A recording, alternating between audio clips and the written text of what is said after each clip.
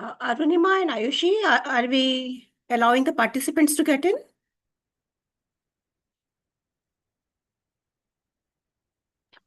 Hi, Dr. Rishwa. So, we're just going to, go live in the webinar that will allow all the participants to enter in this webinar now. Sure, Just give us a minute, please. sure.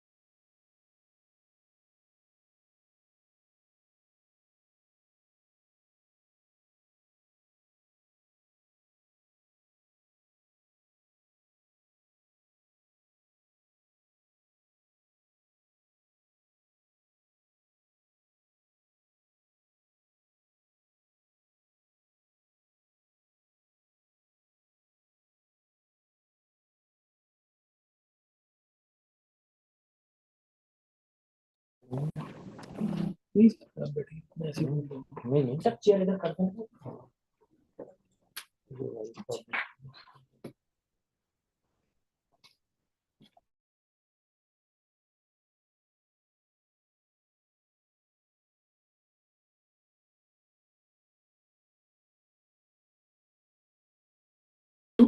हो गया तो proteomics नहीं हुआ है बस proteomics करो उसका अभी एक फोर्थ फ्लोर में सौरभ के साथ पेशेंट है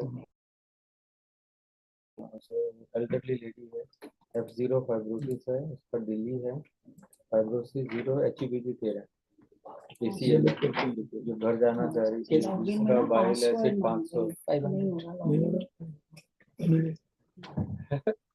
ये लोगों को पता ही नहीं मुझे कोई HBG नहीं करता कोई बायोप्सी नहीं उसका F0 फाइब्रोसिस तो वही जो तुम्हारे 200 पेशेंट F0 फाइब्रोसिस वाले हैं उनका natural history with high pressure वो निकाल HBG हाई तो फाइब्रोसिस मतलब तुम्हारे पास टाइम कम है ये लिख के जाना नहीं तो नहीं जा सकते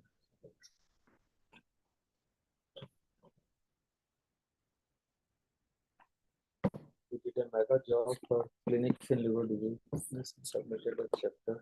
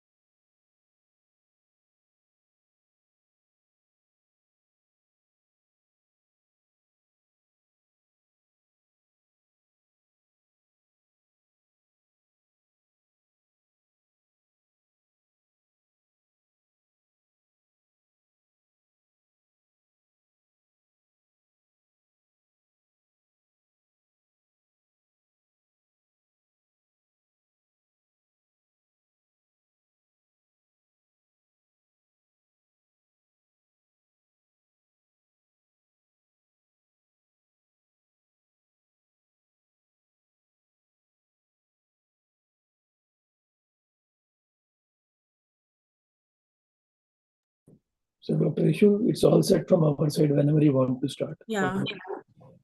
Echo team, are we good to start? Tarishu, we can start. Sure.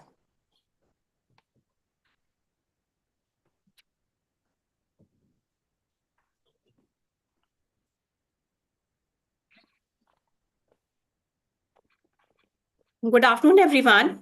I'm Dr. Reshu Agarwal. I work with WHO Country Office on HIV, hepatitis, and STI. And on behalf of WHO, I welcome you all to this case-based masterclass for hepatitis. Today, we are conducting a session on hepatitis C in collaboration with ILBS, which is a WHO collaborating center for chronic liver diseases for the Southeast Asian region. As you all know, oral direct acting antivirals are now the standard for HCV treatment as a 12-week course, which cures almost all people. With expanded access to HCV treatment, many of the countries and clinicians are starting to see cases of treatment failure, which is challenging for the clinical management of patients. Today's session will focus on managing Hep C in special situations and complex situations. We will also include the cases of treatment failure today, how to determine failure, what to do, and including the experience and guidance from the experts in this area. We will also discuss the situation where the patients have dual or triple infections of HIV, hepatitis B, and Hep C. So before we start, I would just want to make some housekeeping and etiquette announcements. So obviously, this webinar series is based on the mutual respect and cross-learning, and we may agree to disagree as well. Please keep your microphones muted at all times. During the time of interaction and Q&A, please raise your hands. There is a feature which is available, and speak by unmuting and turning your camera if possible. Please be mindful of the infection control practices, especially if you have like multiple people joining from the same places. This session is being recorded and your attendance is consent to be recorded. Session material, including session recording, will be uploaded on iEco platform in the days following the webinar. And your feedback is important to us, so please do give us your feedback in the form of the survey, which will be shared at the end of the session. How do you navigate this masterclass? So the chat feature is open for everyone. So please introduce yourself in the chat feature. Please include your name and institution. If you have any IT issues, please send a message through chat to Echo IT. And in case if you want to discuss with other participants, please use chat feature for that. For submitting your questions, please use the QA feature of the Echo platform. And please post your questions regarding the topic or the presentations. And please do not submit your questions in the chat feature, because we will not be monitoring the chat, but only monitoring the Q&A sessions. And then the live transcription for the session is available, and you can click the live transcription the way it is described on the screen. So in terms of the agenda today, we will be doing the case-based discussion, which would be led by ILBS team. And then we would open for the question and answer so that we have like interactions and be helpful with your queries. And then we will have conclusion and thanks at the last. So to introduce the speaker for today, I think it is my privilege to introduce Professor Shiv Kumar Sareen, who is a professor of eminence, director and chancellor at Institute of Liver and Biliary Sciences, New Delhi. He is also the director of the WHO Collaborative Center for Chronic Liver Disease and adjunct faculty for molecular medicine at JNU. He has more than 800 publications, edited more than 13 books on liver diseases, and helped develop 19 major guidelines. He has also received multiple prestigious awards, which include Shanti Swarup Bhatnagar Award, prestigious Henry L. Bocas Gold Medal in 2017 by World Gastroenterology Organization, the World Academy of Medical Sciences International Prize, and EASL International Recognition Award. He has been bestowed with the civilian awards in the country, which is Padma Bhushan by Government of India. So over to you, Dr. Sareen. Thank you, Dr. Reshu, and it's a privilege to join this very important session on hepatitis C, which we have by and large forgotten in the past, and thanks to Dr. Rewari, who is with us today. The way we have planned is to I'll give you in 3 to 4 minutes some background, but I have 4 very bright young faculty members who will present the cases and we will discuss them together. So be ready with your questions, with your concerns, and educate us, and we will learn together. So we are sharing the slides now, and I bring greetings from the ILBS, which is WHO Collaborative Center. I have no conflict of interest. The WHO goals are clear that by 2030, we should try and reduce Hep B and C by 90% and mortality by about 65%, and everyone is joining hands for that. This is data which we published a few years ago, just to tell you the number of deaths due to cirrhosis in Asian region. B is red, you can see. Hep C is in light blue. So Hep B and C make almost more than half of deaths due to cirrhosis in our region. So this is important. Today we are discussing only Hep C, and as you can see, the directly acting antivirals, which have started from 2014, have made a huge difference, and 90% or more viral success in viral treatment has occurred. 10 to 20% of patients who get hepatitis C infection acute get cirrhosis. Hep decompensation is 3 to 4% per year, and Hep C HCC development is in 1 to 4%. Sorry, excuse me. So the goal of therapy is to cure the virus and prevent the complications of liver disease. So today's cases are not merely for HCV infection, but also the HCV-related liver disease, which includes cirrhosis, which includes liver cancer, and our aim as per guidelines is to treat not only the virus, but also the infection. Who should be treated as per the WHO guidelines? In fact, anybody who is 3 to 5 years and above should be treated with DAAs. This will require some conditional supervision, but otherwise all children, all young adults, all adults need treatment. This is also part of our National Viral Hepatitis Control Program. The drugs are very clear. They are 9 genotypic, means from genotype 1 to genotype 6, the drugs are effective. And commonly, SOF and declatasavir are the drugs of choice. This is also part of our program, national program, given it for 12 weeks and has efficacy ranging, as you will see, 80 to 90%. SOF and well, also velpatasavir is given for about 12 weeks time, and it is quite effective in all the age groups. Although velpatasavir has more drug-to-drug interaction, and most common, remember, is with your PPIs. And the GNP combination for shorter duration of 8 weeks can be given, and although it is not available in most countries and is more expensive. Here, the pan-genotypic regimen that are being given, depending on the age groups, as I said, told available, you're fully aware of these, and we are having both these combinations available in our country. We can also give SOF and ledipasvir, but I haven't used it for last 6-7 years. So my preferred combination is SOF and well, and although I would like to use GNP combination for 8 weeks, but it is not available. The National Viral Hepatitis Control Program follows these guidelines, except for one thing, that patients who have got cirrhosis, especially decompensated, it is with ribavirin, and I think Dr. Omkar, he will tell you more about it. But remember, Riba is an important drug for our patients.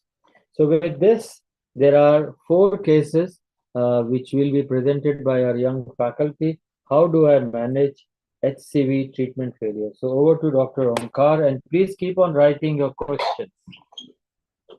Thank you, sir.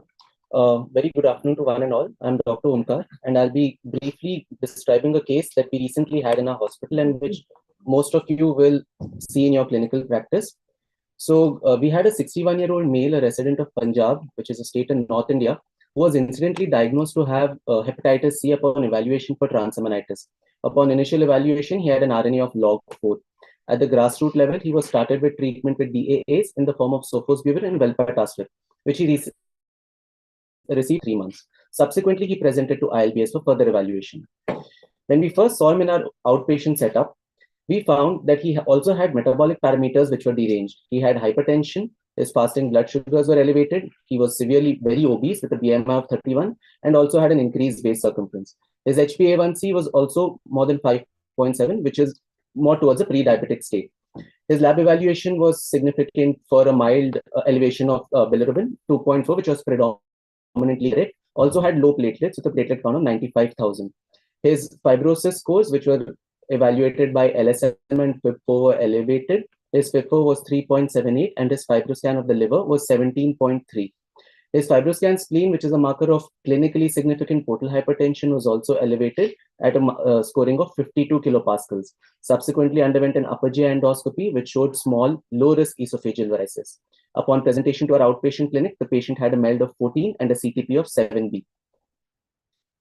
So a final diagnosis of this patient was made of portal hypertension with small low-risk varices, hepatitis C, and metabolic, both risk factors since present for him, otherwise having a compensated disease. He had underlying comorbidities of hypertension, diabetes, and was very obese. So our patient has now, in this state, completed 3 months of sofosbuvir. He still has a persistence of HCV RNA. His initial HCV RNA, which was log 4, is now currently log 2. What do we do next? So as we can see, these are previous trials that have been done, which are from Astral 1 to Astral 4. Since the onset of directly acting antivirals, the incidence of virological failure is extremely rare. The initial trial, which was done in 2015, which was published in NEJM, had an incidence of virological failure of only 0%. One of the later trials, which was Astral 4, which included all genotypes 1, 2, 3, 4, and 6, had 3 subgroups, one of which received sofosbuvir velpatasvir for 12 weeks, the other which received sofos-velpa along with ribavirin for 12 weeks, and the third which received sofosbuvir velpatasvir and sofosbuvir velpa 24 weeks. Now, in this study, they found that although there was some difference in the percentage of response, which ranged from 83 to 94%, this was not statistically significant, although those who had received ribavirin had the maximum response rate. When we also look at the risk of relapse, we can see that patients who have received DAA have a very high SVR rate of more than 95%. Even in these patients, we can see that reinfection is the most common cause for recurrence. Relapse is very rarely seen. This reinfection is usually seen in patients who are of high-risk groups, which include patients who are men who have sex with men, or patients who are receiving IV drug abuse. So when we look at the retreatment regimens in India, which we are following as per the national health programs, we can see that the further management is based on the previous regimen that the patient has received. So since most commonly we are finding our patients on sofosbuvir plus daclatasvir, and in this patient, our patient had compensated cirrhosis, what would be prescribed would be sofosbuvir with velpatasvir along with a weight-based regimen of ribavirin for 24 weeks. Now, ribavirin is not always very safe. There are certain points that we should keep in mind. First of all, this has to be administered based on the weight of the patient. If the patient's weight is less than 75 kgs, a maximum of 1000 milligrams per day, and if the weight is more than 75 kgs, a maximum of 1200 milligrams per day. Now, in patients of cirrhosis, especially decompensated cirrhosis, they should be begun at a lower dose of 600 milligrams per day. Very close monitoring of hemoglobin is essential. Now, if patients have a hemoglobin of less than 10, ideally we should not go beyond 600 milligrams. And if the patient's hemoglobin drops and is less than 8.5, ideally ribavirin should be discontinued. Apart from looking at the hemoglobin, we must also keep an eye on the renal function. If the create clearance is less than 50 ml per minute, then we should ideally not be giving ribavirin. Further, in patients with the cardiovascular disease, if at any point there is a drop of hemoglobin by 2 gram per deciliter, the dose of ribavirin should be reduced. And if this is persistent for 4 weeks, then ribavirin should be discontinued in these patients. So when we look at retreatment regimens, since most of the studies are from the West, when we look at these retreatment regimens, the two primary studies are Polaris 1 and Polaris 4. Now, these patients had previously received treatment with DAAs, and despite that, they had a relapse they had not attained SVR. These patients, that although 46% were cirrhosis, and they were treated with a regimen of sofosbuvir, velpatasvir, and oxaliplatin for a total duration of 12 weeks, we found that 93% had attainment of SVR. In this study of Polaris 1, they had found that the genotyping and presence of resistance mutations had no influence on the response rates. When they also looked at Polaris 4, where they had compared two regimens of sofosbuvir, velpatasvir, along with sofosbuvir, velpatasvir, and oxaliplatin, the incidence of SVR was much higher in those who received the triple drug combination. So in our patient, he has already received 12 weeks of sofosbuvir, velpatasvir. What we did in him was initiate him on a combination of sofos, velpa, along with a weight-based ribavirin, with very close monitoring of the hemoglobin and the renal functions. He received this for a total duration of 12 weeks. Following that, this patient did achieve SVR, and repeat RNA at 12 weeks after completion of treatment was also negative. When we also look at the predictors of retreatment failure, as in our case, this patient has features of metabolic syndrome along with recurrence or rather non-response to hepatitis C, we find that the primary predictors of treatment non-response would be number one, the fibrosis stage at which the treatment has been begun, and second is the presence of HCC. As we can see over here, BMI and the genotype has no bearing on response to treatment. Over to you, sir. Thank you, sir. We can take 2 minutes questions. Can be slides off, please? Stop sharing. Yes, sir. We can take questions to Dr. Omkar's presentation. Two things we have to remember. One is treatment failure means at the end of therapy, RNA is still positive. Second is relapse. At the end of therapy, the virus was negative. But SVR is not achieved, means 4 weeks later, we again do the HCV RNA, which normally people do at 12 weeks. The patient may still have RNA positive. So first thing, ETR versus SVR. Any questions on this? So we'll take that up. You Also, can unmute yourself and speak if there are questions. if there are questions, please let us know. Otherwise, you put it in the chat box and Q&A. Are there questions there? No. Q&A. One Q&A. Oh. The one thing I would certainly say that patients who are obese does not mean that DAAs don't work very well, as Dr. Omkar said. Second, at least in our country, we have found the response is very good. But with those who have cirrhosis, generally ribavirin is a good thing. Drugs are not enough, and oxaliplatin is not available with us. So combination of soft with well with riba is a good combination, or soft declotazavir and riba is a good combination. But in cirrhotics who have not responded at the end of 4 weeks, so therapy extended for 24 weeks, or when you retreat, then definitely add ribavirin to that. Thank you. There is some Are there? Slide share. It's poor response in MSM and is common because of re-infection. Dr. Omkar, question for you. Dr. Priya Ibrahim is asking this. Priya is asking this question. So these patients would respond to treatment. Cure rate 7 in them are more than 95%. But because of their high risk behavior, because they continue to indulge in activities where they use IV drugs or are having unprotected intercourse, therefore they have a reinfection. Ideally, in such situations, a baseline genotyping along with the genotyping at the time of reinfection would help us identify whether it is a relapse or a reinfection. But more often than not, since we are using pan-genomic What regimens. would be your advice, Dr. Priya? You are a global expert. Any suggestions? Should we do everyone's genotype at baseline or no? All right. We'll have your answer there while we move on to the next. Thank you, sir. Thank you for joining, Priya.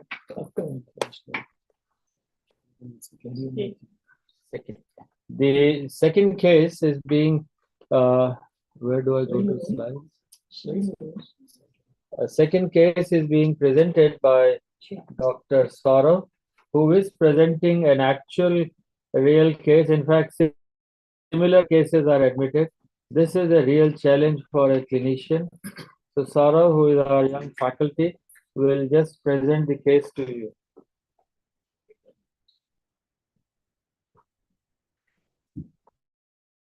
Good afternoon, everyone. So I am presenting a case of HCC with cirrhosis, Hep C related. So my patient is a 49-year male without any prior comorbidity with past history of RTA and owned debridement 5 years back. So he had index in 2021. He diagnosed a case of cirrhosis with Hep C related, and that time he had RNA of log 6. Then he was been treated for 3 months with sofosbuvir and valpatasvir, and SVR was achieved.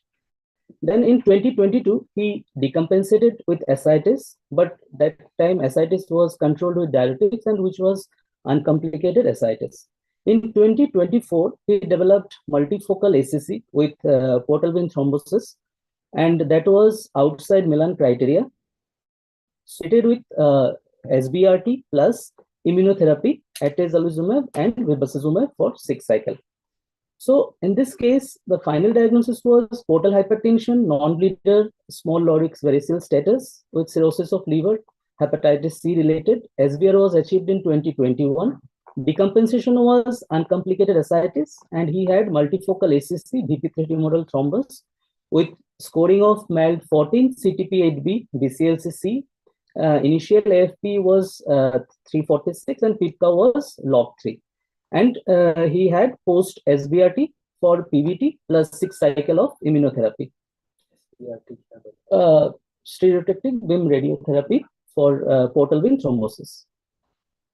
So this was his pre-treatment imaging. This is a arterial contrast imaging which showed diffuse arterial enhancement, and also this is portal venous phase which showed delayed washout. And this is in 2025 post-treatment. There was, according to MRECIST, there was partial response of the tumor.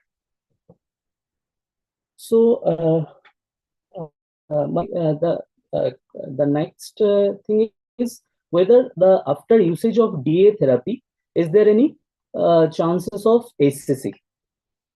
So this is a retrospective evaluation of 10 years evaluation, and they included more than 13,000 patients, and among them there was 92% they achieved SVR and 7% was without SVR, and median follow-up was 61 months. So they showed those who achieved SVR had lesser incidence of ACC compared to those group who do not have SVR. And this is similar in also cirrhotic patient with cirrhosis. Those who got achieved SVR, they have lesser incidence of ACC. So the incidence of ACC was significantly lower in SVR group compared to non-SVR group, and achieving SVR was associated with a significantly reduced risk of ACC. Adjusted hazard ratio was 0.32. Then what are the predictors of ACC in HCV cirrhosis post-SVR? So this is a study published in JAMA, and they postulated some clinical prognostic score where they mentioned FIB4, alpha fetoprotein level, and diabetes. These are independent factors that contribute to HCC development, and those who are having higher points, they have more chances of HCC development.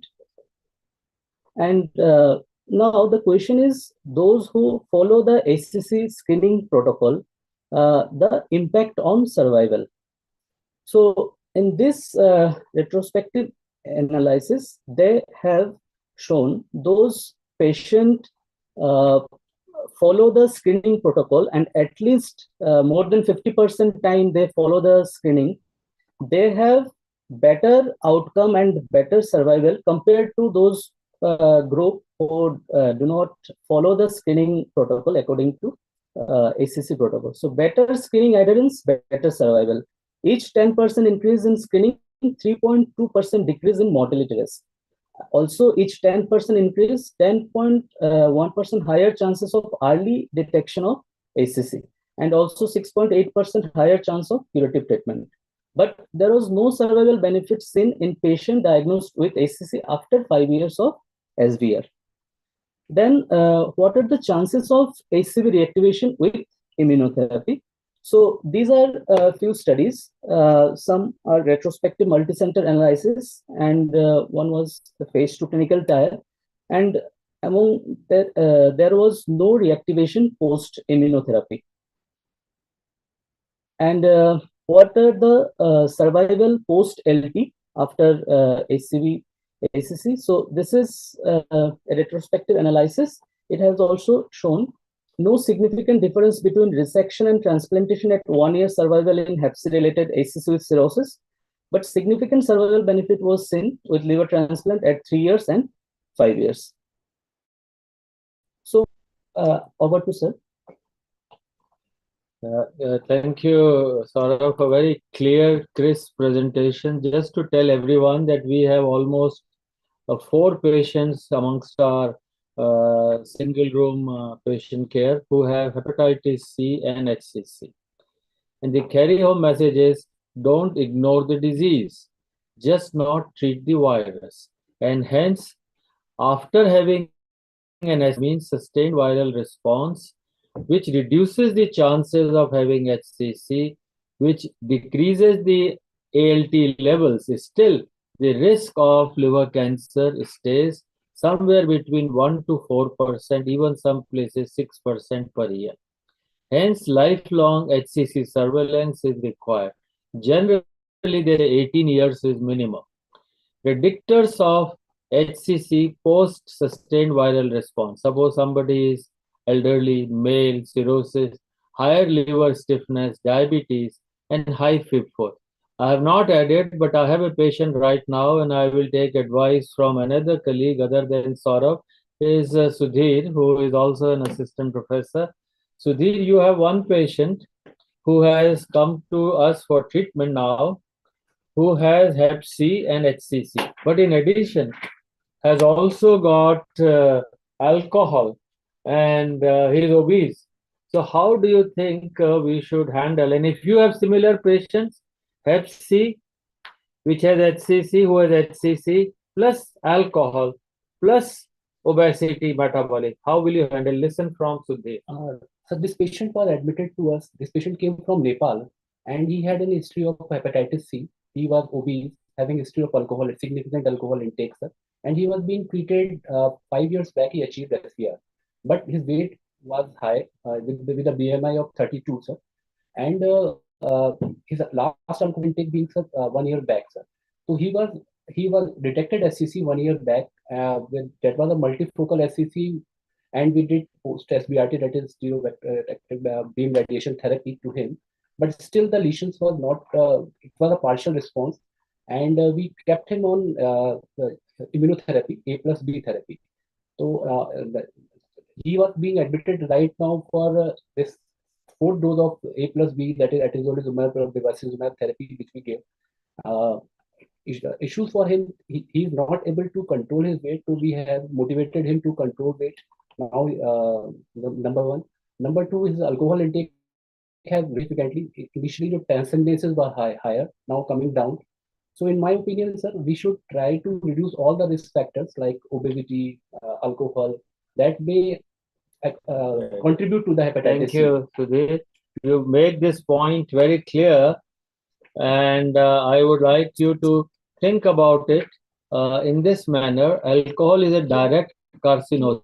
It actually is a WHO classified carcinogen, number one.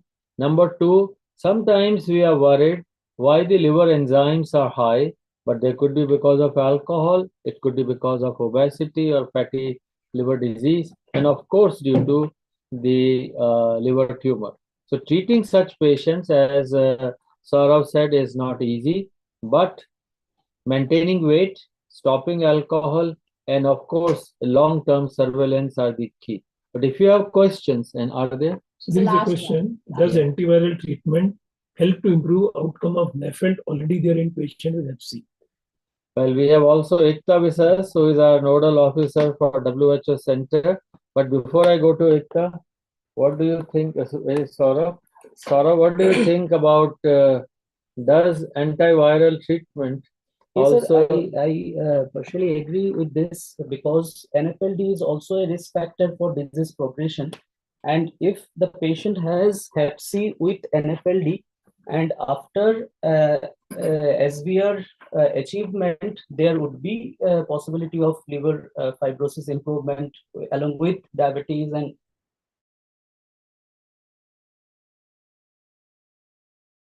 partially recover NFLD.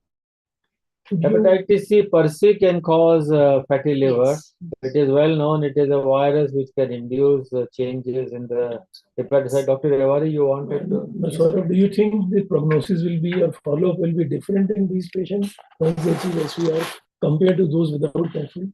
Sir, those patient has multiple risk factor like NFLD. So obviously they should have strict surveillance protocol if patient has NFLD. And any risk Those factor. who have no NAFLD and have Hep C might do better than those with fatty liver, because fatty liver itself can cause HCC. Ekta, you wanted to add something? Yeah, sir, I just wanted to ask you, because it is known that in the virology we have read that the hepatitis C virus has an effect on the insulin resistance. There are a lot of publications also. So does that could be an answer, that the lesser the viral load, so you control by antivirals, insulin resistance is Is also. also induced by, it actually has the same CD81 receptor. Yes. All right. Thank you. Any more questions do we have? I hope you are clear. All the things which come together are bad. Alcohol, obesity, virus. And a guy who has got already HCC and giving immunotherapy, which is so expensive, we want success. So we have to control everything. All right. So Thank now you, we go on to the next case, which will be presented by Dr. Phulchand. Get the slides on.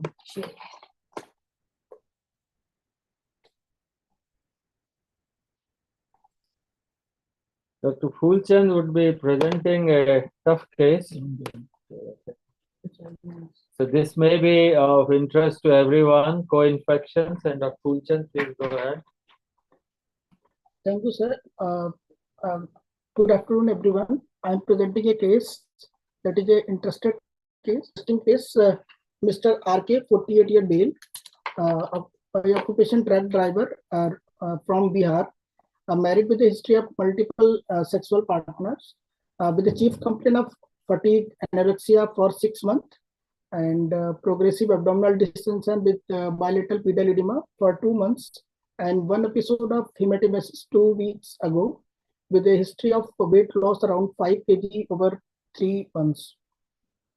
With a medical history of known HIV positive since 2020, with no ART loss to follow up after initial linkage, with a history of IV drug use also until 2019, with no prior diagnosis of treatment of hepatitis C, no alcohol intake in last 3 years. On physical examination, we found there is a on abdominal examination there is a ascites, shifting dullness was present, and the hepatosplenomegaly was there, with the mild bilateral pedal edema with no flaps or icterus was present. The patient presented with hemoglobin of 9.8 with platelet of 78. There is a thrombocytopenia with anemia also, with pancytopenia like picture, and The patient had investigation of anti-SCV was positive with SCV RNA of log 6 and HIV viral load was log 4 with CD4 count of 190 cells. On imaging of ultrasound, their liver was forced in equitexture with splenomegaly of 16.5 centimeter with ascites, with the fibroscan LSM of 35 and with no SCC. My final diagnosis was portal hypertension, non-bleeded, small low-esophageal varices, the chronic liver disease SCV related with log SCV RNA of log 6 with SCV genotype of 3, decompensated form of ascites with comorbidities of SCV and HIV co-infection, the treatment naive and immunocompromised patient with CD4 count of less than 200 with uncontrolled HIV replications. Over to sir.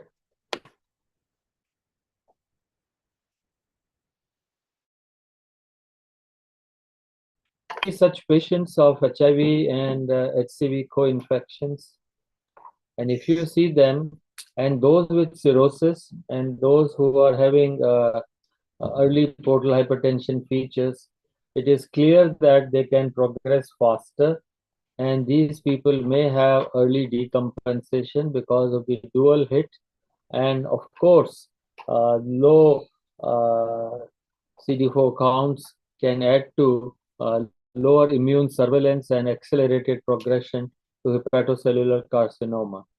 So let's see, what did we do, Dr. Poolchen? You can go ahead. In this patient, there is an infection of hepatitis C and there is a HIV co-infection. We treated the patient as a patient was treatment naive patient. We started the simultaneous ART and DA therapy simultaneously with the current guideline. If the patient was treatment experienced, then we can start the treatment as hepatitis C DA initiation therapy with modified ART therapy. There is a wait of around more than 2 weeks for ART change before starting the DA therapy. If the patient was already on the ART therapy, then we can change the regimen, like the efavirenz and protease inhibitor based therapy could not be given in this kind of patient. There is always a challenge, Dr. Rewari. You are an expert on HCV, HIV. What would you advise us to do? Because the CD4 is 190 only. Issue is basically drug-drug interaction between DAs and antiretroviral therapy. Currently, the regimen used is tenofovir, lamivudine, dolutegravir, and dolutegravir does not have any drug-drug interaction with DAs. So, if they are coming together with HIV, HCV, we start both the regimen together because there is no drug-drug interaction. But in some, almost 95% of patients now are getting this regimen, HIV patients. But if patient is already on another regimen, which is efavirenz based or protease inhibitor based, then there is a drug-drug interaction with declitosavir, where we increase the dose with efavirenz or decrease the dose with protease inhibitors. So we tried that. The question will remain if the CD4 count is 190. Together. There was earlier a discussion, and I want you all to be engaged in discussion, to be interactive. That's why we all are here. The 200 or 250 was the CD4, but nowadays any CD4, Mm. we treat everyone with HIV infection, confirmed HIV infection, irrespective of CD4 clinical stage or viral load. Go ahead, Dr. Poolchen.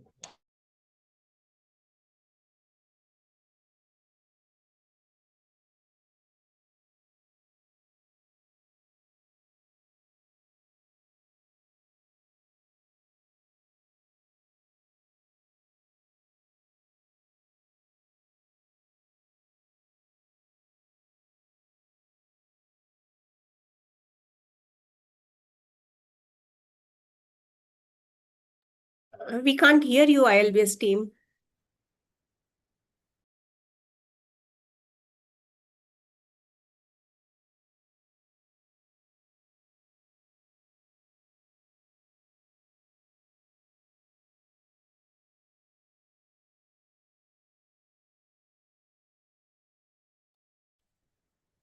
Our sincere apologies for this glitch. We'll be just back.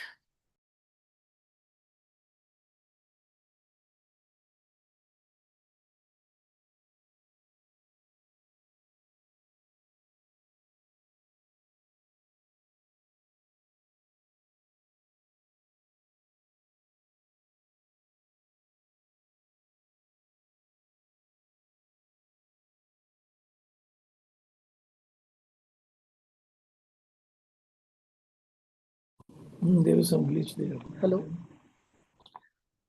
So Can you there hear is us? Can you hear us? Yes, please go ahead.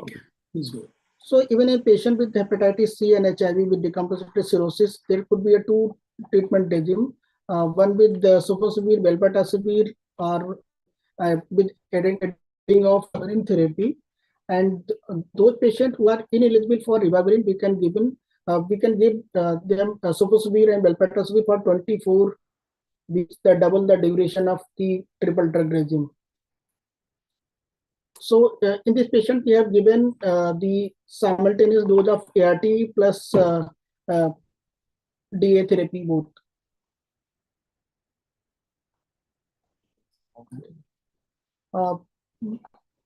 With the therapy of if the patient was hepatitis C plus HIV co-infection, as per the previous trial, there is a response rate of with GP therapy, there is a response rate of 98% in case of co-infection, and in case of the CV mono-infection, there was 99%. Further, we have shown here the expedition study 2. Here is the response rate with 8 weeks and 12 weeks is with 8 weeks is 100%, and with the 12 weeks gliclavir with cirrhosis patient, and without cirrhosis there is a 100% response, and with cirrhosis there is a 93% response with this therapy. And the Astral trial, they have shown there is a 5 groups. In this group, they have shown in patient with cirrhosis, they shown that cirrhosis and with no cirrhosis and with treatment experienced patient, there is a with no patient, they have shown 93% response. With experienced patient, they have shown 97% response. So in this chart, as per guideline, the protease inhibitor and the efavirenz and etravirenz could not be given in the combination, as there is a drug interaction with the DA therapy.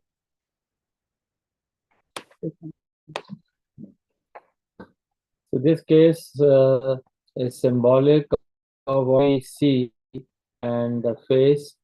Patient has been incidentally found to be hepatitis C when the HIV therapy is either to be inducted or HIV is detected. For us, a patient come with HCV and we do retroviral studies and we find HIV. So in both these scenarios, the combination is difficult. It causes faster liver fibrosis and HCC. The drugs are safe. The new thing which can be remembered easily, that you can start both the therapies together, especially the HIV HCV regimens are simple now. You can combine without drug-drug interaction, and ART should be optimized if the patient is already on ART. Otherwise, there is no need for this. I have with me Dr. Kanika also. She is also a epidemiology colleague, and I would like her opinion. She have been going to different parts of the country. Do you think that it is an important problem of HCV, HIV co-infection? Kanika? While others can raise questions, I'll ask Kanika to give her epidemiological importance of this HCV, HIV co-infection. Also, actually, for mass screenings, we have been seeing more of HBV and HCV screenings, which are grossly less than 1% in the field.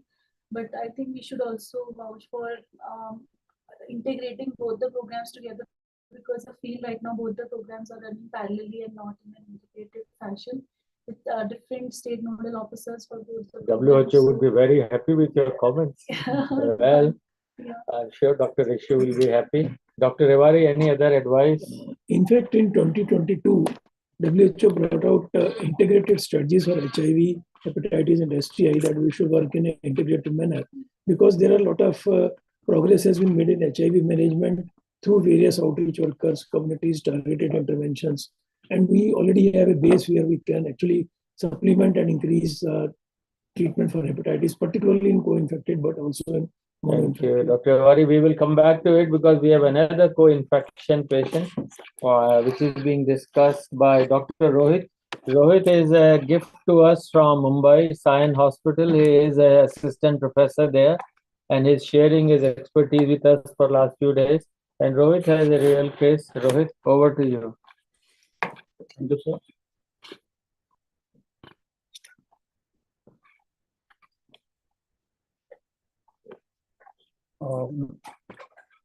Good afternoon, everyone. Now I will be presenting a simple case scenario. I would like to be very brief since all the discussion about hepatitis C and other scenarios has been discussed.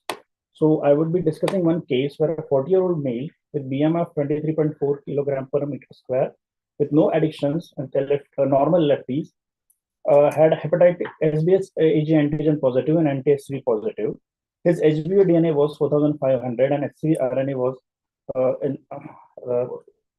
4 log. So LSM was 5 kPa. There was no fibrosis. So this was like a simple case of chronic hepatitis B and chronic hepatitis C infections. As per guidelines, like he need to be, what should be the treatment? See, according to the guidelines, hepatitis B will not be treated as the patient does not fulfill the guideline for hepatitis B treatment. But hepatitis C needs to be treated irrespective of whether the patient is cirrhotic or non-cirrhotic, as RNA is present.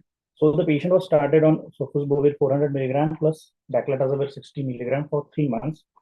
And after completion of treatment for 3 months, then at 12 weeks, his HCV RNA was not detected and LFT was also normal. So he was declared, and this was like sustained viral response was present. So this takes me to the second case, where similar such patient, like 56-year-old female with BMI of 22 with no addictions, had deranged LFTs with bilirubin of 2.1 and direct bilirubin of 1.1 with AST/ALT of 43 and 35. She also had hepatitis B positive and she was anti-HCV HBV DNA of 400 and HCV RNA of 142. LSM was 8 kilopascals, which was in the range of mild fibrosis. Endoscopy was suggestive of grade 1 varices, and CCT was not suggestive of any space-occupying lesion. So how do you manage this patient?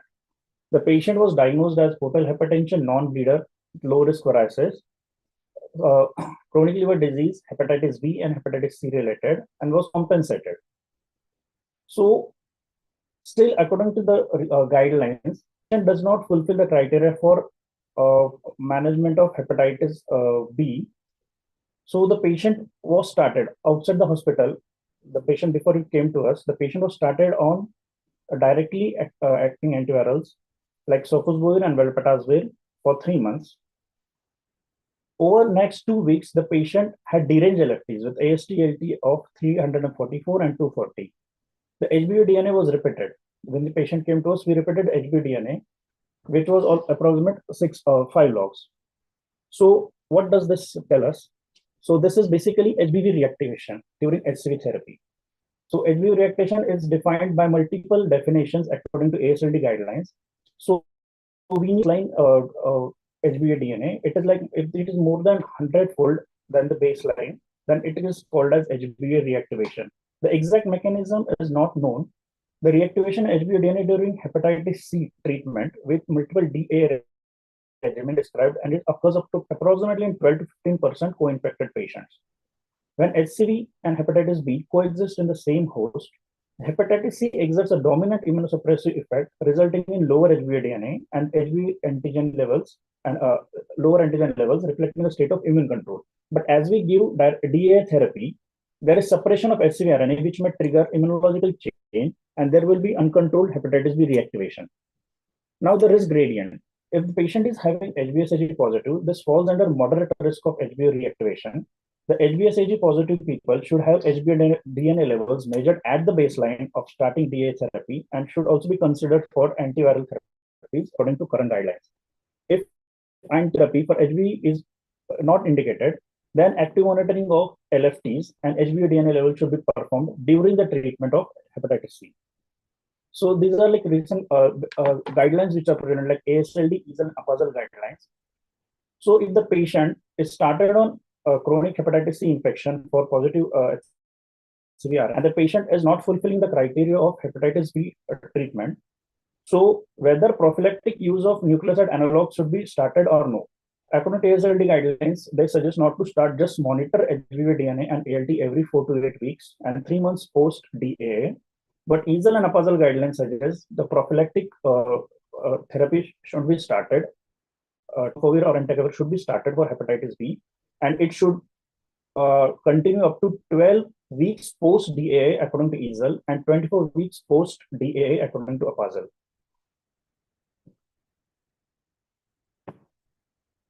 If HCV RNA is detectable and HBDNA is less than 2000, the HB reactation is a concern, and prophylactic and therapeutic nucleotide analog should be started according to regional guidelines. And also, if HCV RNA is detectable and HBDNA is more than 2000, the HB reactation is more again a concern, and according to guidelines, HBV and HCV treatment should be started. So in our patient, we started the patient on therapy for hepatitis B, tablet tenofovir 25 mg along with DA was TAF was started, and the LFTs improved. The DAA was completed for 3 months, and hepatitis B therapy was continued 12 weeks post DAA therapy, and the patient was better. Thank you, Rohit. This is a real challenge. I wonder if you see such patients, but we have seen and in fact lost a few patients before. By the time they came, they got jaundice, they got ascites, and they're full-blown disease. So if a patient has cirrhosis, irrespective of the DNA, one may consider while treating hepatitis C, also treat hepatitis B. Two swords cannot stay in the same sheath. So this is normally one has to kill the other, and that is the way. If you give Hep C therapy, the immune reconstitution in a way, and HBV gets reactivated. So be careful. Do the DNA 2 weeks after starting hepatitis C if you have already started Hep C. Otherwise, we can prophylactically start the Hep B therapy. With this, we still have Dr. Reshu, some questions, and from your side, comments, and others if there are any questions. Yes, we do have some questions in the QA as well as in chat. I would just read the questions maybe. Please. Yeah.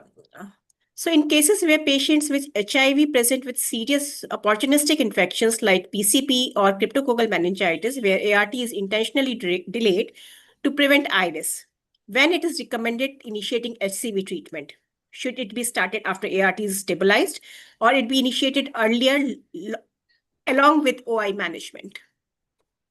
So our expert for the day, Dr. Kulchand, is back on with the pads.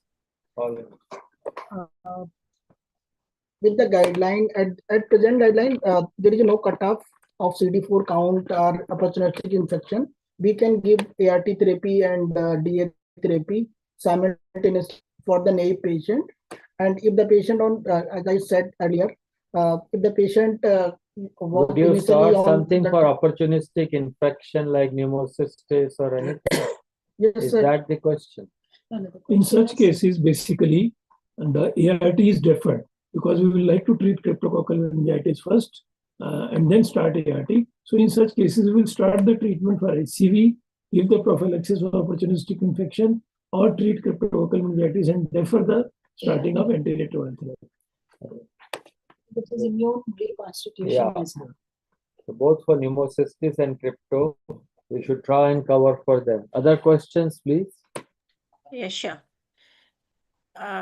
So compliance and adherence to HCC surveillance along with alcohol abstinence and maintaining weight is a huge challenge.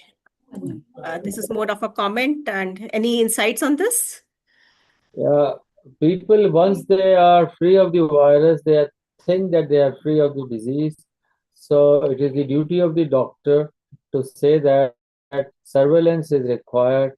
But I agree, alcohol is something which is in the society, so very difficult. But yes, they should still come. I have a simple message for them. The patient should be advised to maintain weight, and a chart can be given, and that really works. If they know that what should be their target weight, they try and maintain. And if there is cirrhosis, screening for development of tumor with alpha fetoprotein and with ultrasound, sometimes CT is a must. We have had patients on serial follow-up that they have developed HCC and early detection at 1 or 2 centimeters, because in hepatitis B you can have cirrhosis, you can have cancer without cirrhosis, but in hepatitis C the process is with cirrhosis. So anybody who has got hepatitis C and HCC has underlying cirrhosis. So managing portal hypertension and managing cirrhosis is integral part of hepatitis C therapy. So we have another question. Is HCV can be reactivated in patients with chemotherapy or any other CA after achieving SVR? The activation on Hep C is done by you, Sarah. I come here. Immunotherapy, yes, I can tell you 1 or 2 important data while Dr. Sarah is sitting. Anybody who receives steroids, let's say the patient has gone for some autoimmune or some other disease, hepatitis C replication becomes 100 times more within 4 weeks. He was not detectable, he can become detectable. Anti-HCV positive, RNA negative means that the patient was exposed and cleared. But that does not mean HCV RNA, which stays in monocytes for sometimes 3 years, does not exist. So if you are giving immunotherapy or chemotherapy and the patient is anti-HCV positive, be on the look that RNA may become positive. Any other comments, Saurabh? And sir, that I presented the slides and they conducted that retrospective analysis and they use different kind of immunotherapy for solid tumor and HCC also. But they reported, fortunately, there was no reactivation of Hep C that I already. So there is a What do you feel, Ekta? So from the virology point of view, HCV does not go and get integrated into the nucleus of the cell. That has been known. It is very therapy and SVR is attained.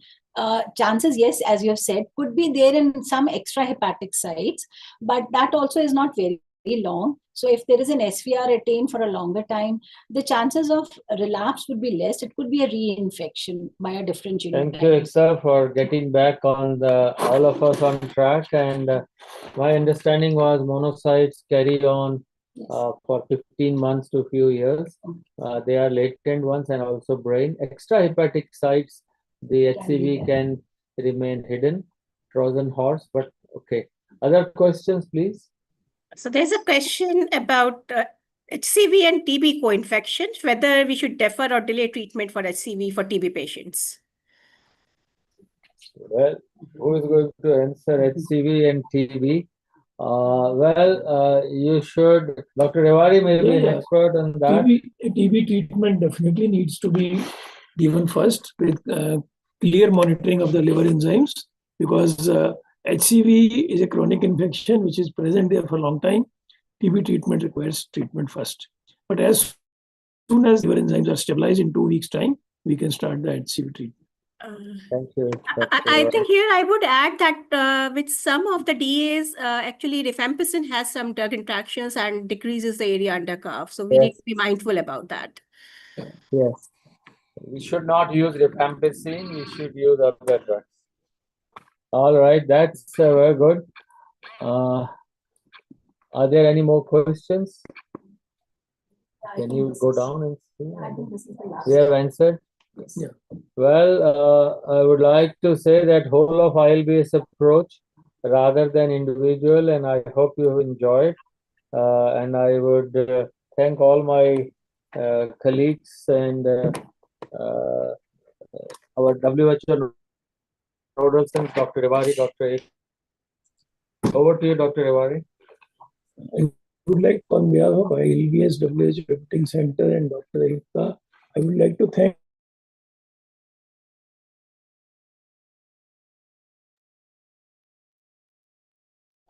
We have lost you, Dr. Rewari.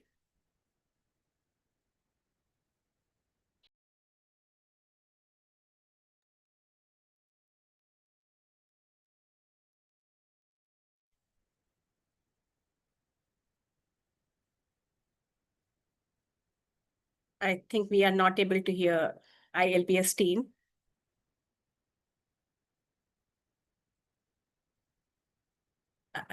I think in the interest of time, I would really want to thank everyone, especially the ILBS team, Dr. Sareen and his team, who really presented their real-time experience on all these difficult cases. I also thank the ECHO team and the CRO team on this, and last but not the least, all the participants for the very engaging discussion and their questions. So thank you, everyone. And we would continue with this series, and we would have a next session in the coming month in July. Thank you, everyone. With this, we close the session.